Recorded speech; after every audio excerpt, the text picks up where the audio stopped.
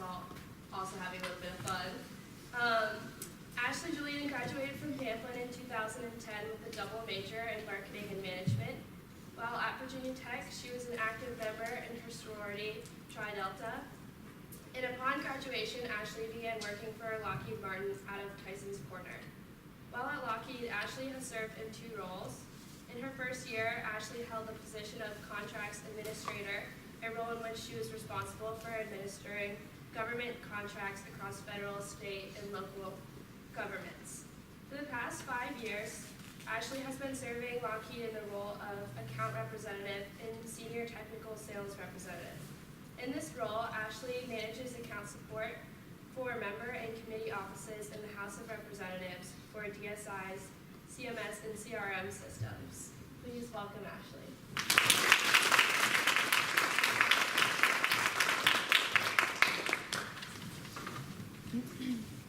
Thanks so much, you guys. I'm so excited how many people showed up.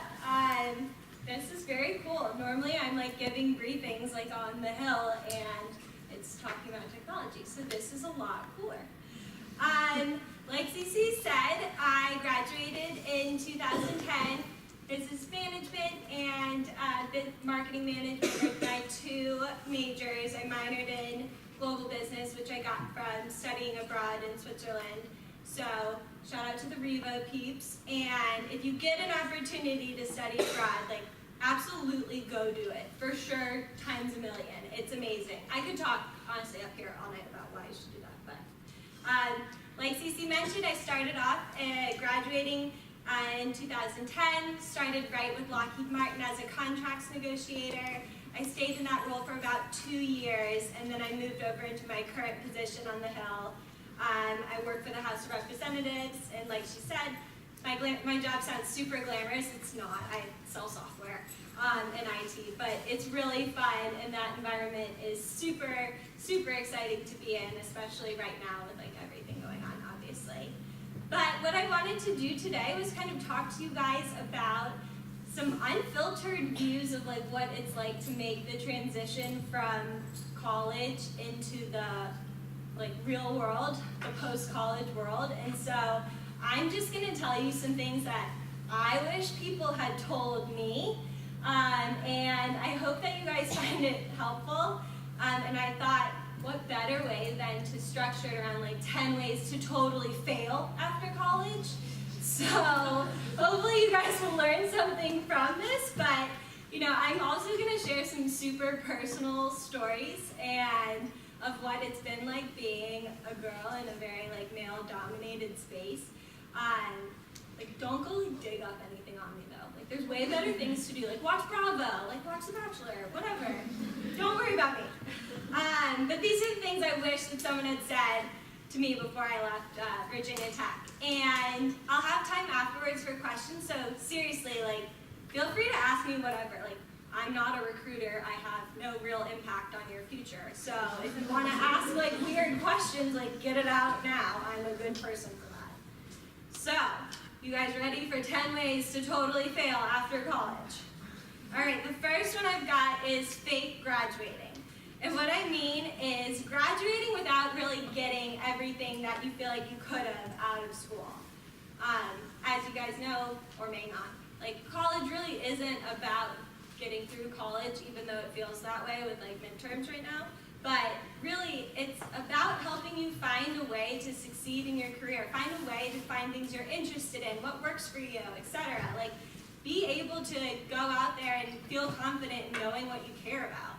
It's also okay to minor in partying like a champ, making amazing friends, and learning how to function on your own for the first time.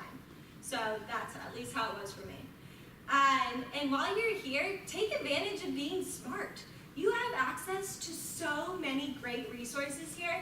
Like seriously, if I could go to just a place and be like, hey, here's my resume, or like, can you help me with a cover letter? Or like, what career should I start looking at? Like, I would cry, I would be so excited. Like, that doesn't exist anymore. So like, go do that while you're here. Another thing too, is take advantage of learning, and I'm sorry, you gotta learn Outlook, you need to learn Excel, and PowerPoint. I don't mean to be a buzzkill, like, I hope PowerPoint dies one day too, but like, it's not going anywhere, so like, you just have to power through. Like, my fiance, he has, like, I told him the other day that his keystrokes were dreamy, because he's seriously so good at PowerPoint. I was like, how do you even know how to do all that? He's like, school. Oh, duh. So anyway, so get good at PowerPoint, get good at Excel, Outlook, take advantage of the resources that are here. Also, while you're here, at least I got this from my experience, like working with Pride Out and everything, like you get good at like small talk, like recruiting and everything like that, and these different experiences that you guys have to like meet other people. Take advantage of it. Like you want to be able to pass people in the halls and be like casual and friendly and not like me like in the corner like eating my hair. So that's the first thing, fake graduating. The second thing is being stupid with your money. And there's a couple things on this. One, your 401k. You may or may not know what that is, but I'm just going to save you all the time in the whole world. You're going to go max out your contribution. My boss did that for me the first day. He was like, just click here. And I was like, I have no idea what this means. Yes. And I've never looked back. It will hook you up. Trust me. Just max it out. You're done. The other thing, do your taxes once on your own, completely. Like shout out to TurboTax because like that is very helpful. But like you need to learn like where your money from your paycheck is going because it really does all come full circle, especially when you're making money and you're like, oh weird, that sucks to lose 30% of it. Like you want to know what at least it's going to. So do your taxes on your own once. It's not that hard. If I can do it, anyone can do it. Also, direct deposit for bills is your new bestie. Set that up so you can always pay your rent, all your recurring bills. You will never have like an end of month freak out of like, oh my god, I can't pay my rent. And then you'll know you're covered and all the rest of your money can go to shoes. So, let's see. Okay, so these next ones are a little bit more serious. So the next one is kind of two parts. And it's based around ignoring reality. And I'm going to give you a quick disclaimer first about ignoring reality, because it'll all kind of come full circle. But disclaimer is that no one is really going to look out for you as much as you are. You need to be like your #1 champion, your #1 supporter. You got to protect yourself. There are going to be people out there when you start working that are super excited to help you. Like they really care. Like they want to help make you better. But there are also going to be people out there that genuinely don't care, or they feel threatened by you, or they're intimidated by someone new and young and smart and funny coming into the workplace. So you need to make sure that you can protect yourself. But for those mean people, might I suggest being a little funny, because people like funny. I've learned this from the real world experience. Like, it's okay to try to make friends with those people. All right, with that disclaimer, here's my first ignoring reality thing. And it's about perceptions in the workplace. And perceptions are real. Like you need to be aware of the optics that are going on. And here's my example. So I work in Washington, D.C. 4 days a week. I'm up on Capitol Hill. All my clients are members of Congress or committees. So like I just go up to the Hill all day and like bop around. It's awesome. But I also go to Virginia 1 day a week for meetings. And when I go to Virginia, the only reason I'm there is to go to meetings literally from the time I get there to the time I leave. And I went on vacation after going through an election cycle, and I had like almost killed myself. Like I was so burnt out times a million. I had worked over 300 hours of overtime, which is like in a 40-hour work week, like months of my life, and brought in over $5 million in sales. And so I took a little time out, and I got back from vacation and found out that while I was gone, someone filed an ethics investigation about me, like personally about me, because they felt like when I was in Virginia, they didn't work with me in DC, that I, Ashley, was spending too much time in meetings with the door closed with my male boss. That's ridiculous. Just so you're aware, that's ridiculous. And that, like, in real life happened. So I had to go back to Virginia and like sit down with an ethics investigator and basically explain myself. Say like, I work really hard, I bust my butt, I bring in numbers, like everything you could ask for, I do. And I was sitting there thinking, and it's really funny because I said to her, I said, like, if I were a guy with a guy boss, do you think we would be sitting here right now? Like, genuinely. If I were a guy, do you think because I spend time behind closed doors for meetings with my boss, like, would we be having this conversation right now?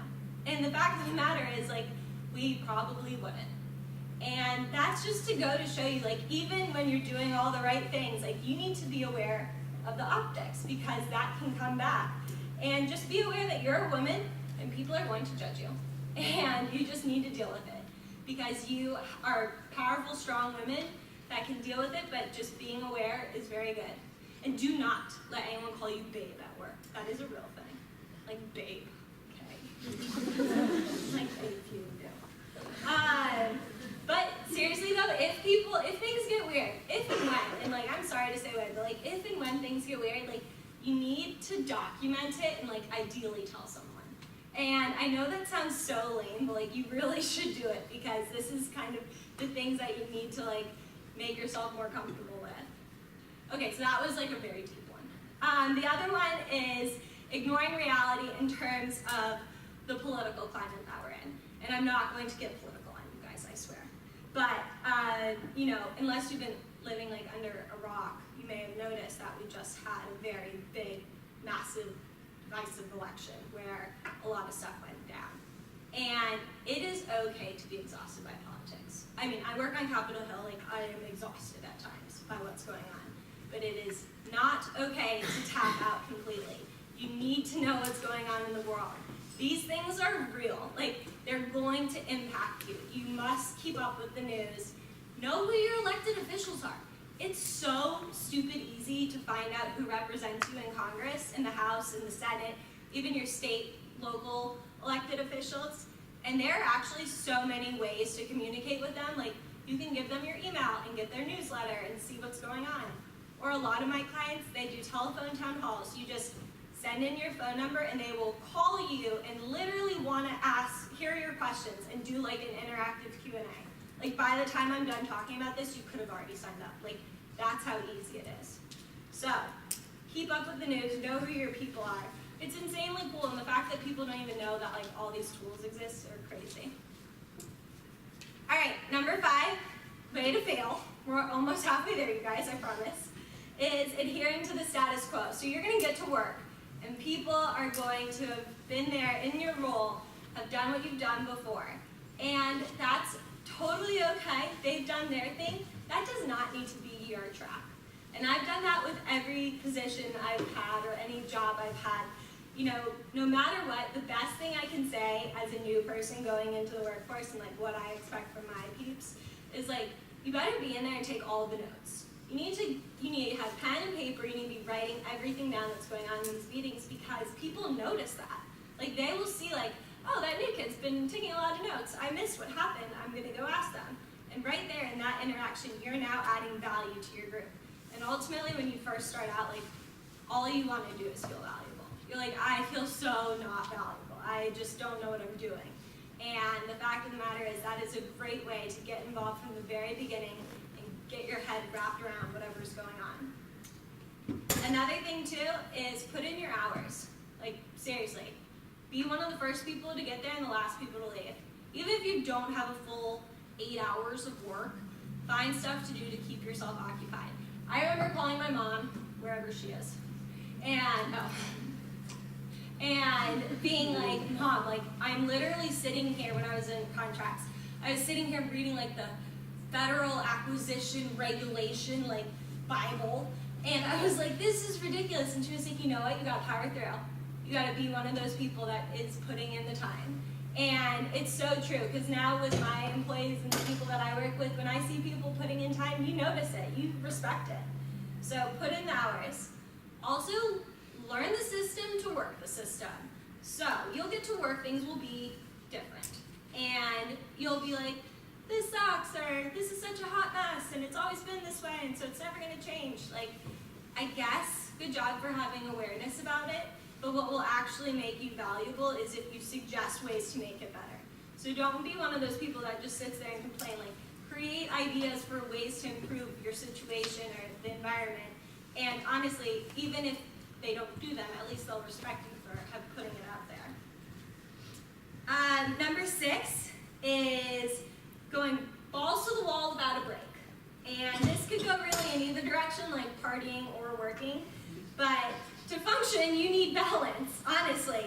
You could go all out at work, and like I've been there, like head down, just cranking out work, putting in, ridiculous hours, and it's tough, and you can keep doing it, but you can only do it for so long because you will burn out and you will hit this wall, and when you do, it's horrible. I'm just warning you. You need to be able to have a balance because really, there is times where things are appropriate and inappropriate. And like, it's funny because my family always said that, like growing up. Is this an appropriate or inappropriate time to be doing whatever? And the fact is, like, go out with your friends after work. Seriously, go have fun. Go be social, have a drink, whatever. Be social and fun though, and not drunk and sloppy. A 2-drink maximum is a real thing, and I'm okay with it, honestly. I give lots of shout outs to Patty Singer on Bravo. If you guys ever watch $1 Million Matchmaker, that was like a very big rule. And honestly, I've stuck with that. And treat your mind and body well. Like the things you're doing in college are gonna stick with you. Like bad habits you might pick up would carry on with you after you graduate. It's weird. Or good habits. Like just make sure to be aware of the fact that like the things you need to take care of your body because you only get one. There's no like Amazon Prime for life. I wish. All right, number 7. Number 7 way to bomb after college is being afraid. And I mean that in the sense of like being afraid to like take the moment to say like, hey, this was super fun and I've gotten a lot out of this job, but like I think I'm gonna do something else and see what I can do because I don't want to do this for the rest of my life. And that is okay. And that is a very weird, scary thing. For me, it was all about loyalty. So I started off in contracts and I had the greatest boss. His name was Greg, super dreamy. And he took such a chance on me. Like I was so not the typical person that he would hire, but he totally just like embraced it and let me do my thing and like really gave me a lot of good assignments. So like I felt like I was betraying him leaving him. Like it was really hard for me to be like, so I think I'm gonna do this other thing in another part of Lockheed, but like sorry.